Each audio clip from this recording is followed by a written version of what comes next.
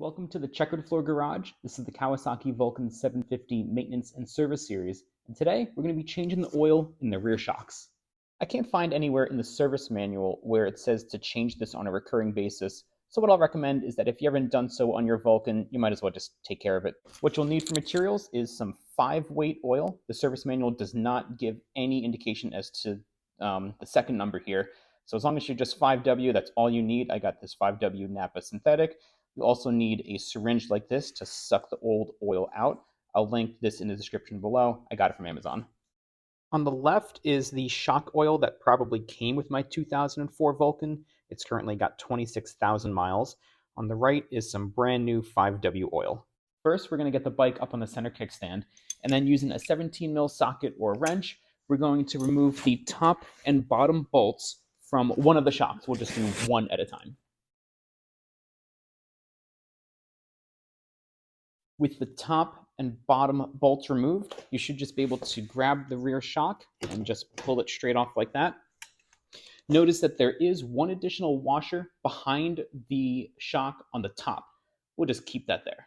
With the rear shock off, now is also a good time to inspect it. As you can see, there's some scuffing here.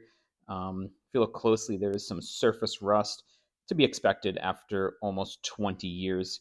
It's a good thing I'm changing the oil now on these shocks, but we'll see if I can get another 26,000 miles out of these. Before we take the oil out of the shock, let's go ahead and take out the valve assembly real quick and check the condition of the O-ring. To do so, remove this cap here, unscrew that, and then use a 10 mil socket to remove the valve assembly. Here's a close-up of what my O-ring looks like inside the valve assembly. It looks good, so I'm going to go ahead and put it back in. If yours looks cracked or deteriorated, I'm sure this is an O-ring that you can simply get from a local hardware store. Use one of these valve assembly tools. You can also pick this up at a local hardware store or auto parts store, a couple bucks. We're going to remove the inner stem inside there. This is what the stem looks like removed. The tubing that came with the plunger kit was too small, so go out to your hardware store and you'll want this type of tubing. 3/8 inch outer diameter and 1/4 inch inner diameter. This is what it looks like all set up. Go ahead and secure one end of the tubing over the valve assembly, over the threads. That's what that looks like right there. And then the other side of the tubing goes over the intake of your plunger. Go ahead and suck out all of the oil.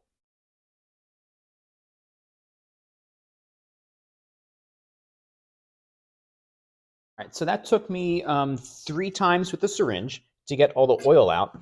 And you'll know that you got it all out when you hold the shock upside down like that. And then you go ahead and you suck using the syringe. And notice how no oil is coming on out. That means you got everything out. Flip around the shock so it's right side up and you got this nozzle up on the top. And now we're going to fill it up with oil. If your Vulcan 750 is a US and Canada model, you're going to fill it up with 139 plus or minus 2.5 milliliters of your 5-weight oil. If it's a UK model, you're going to fill it up with 142 mils plus or minus 2.5.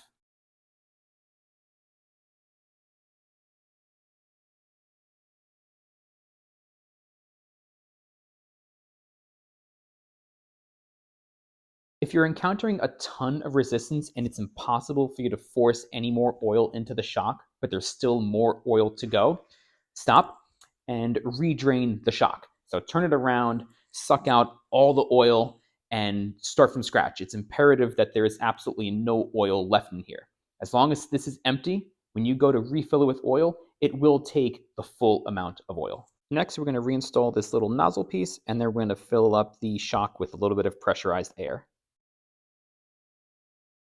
The air pressure inside the rear shocks can be adjusted from the atmospheric pressure all the way up to a maximum of 43 psi. Atmospheric pressure is recommended for an average rider weight of 150 pounds. So basically, atmospheric pressure is just no additional air inside the shock. If the rider is heavier or carrying a passenger or luggage, the air pressure inside the rear shocks should be adjusted accordingly. For my bike and riding conditions, I'm going to put in 10 psi of air. And to do so, you want to use a handheld air pump, something like this for bicycles. Add air pressure gradually to avoid exceeding the maximum pressure of 71 psi. Exceeding that will damage the internal seals and cause an oil leak, which will defeat the whole purpose of what we're doing. And then lastly, to check the air pressure, you want to avoid using something like this that has a long hose. Instead, use one of these small air pressure gauges.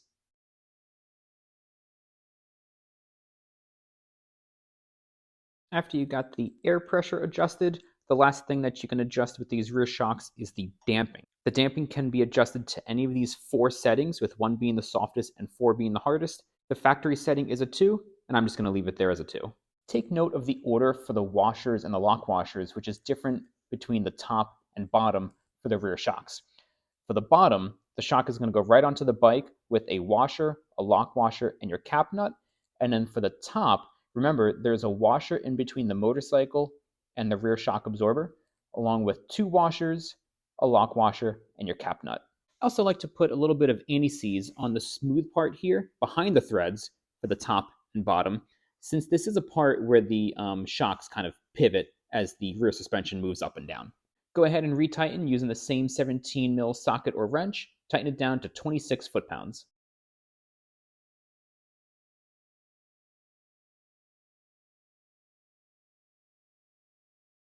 This is the correct orientation of the rear shock for the right side of the bike. You want the air nozzle facing towards you, and you also want these numbers and this arrow here facing towards you. Same thing here for the left side of the bike, air nozzle facing out, along with these numbers and this arrow sign.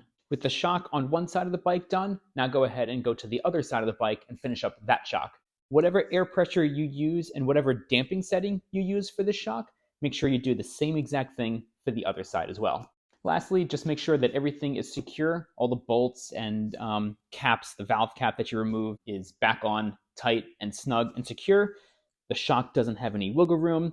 And make sure if you have any aftermarket accessories like saddlebags or exhaust, that the shock isn't rubbing up against any of those. And I hope that this video helps you to change the oil on the rear shocks of your Vulcan 750 as well. Thank you for watching and have a good one.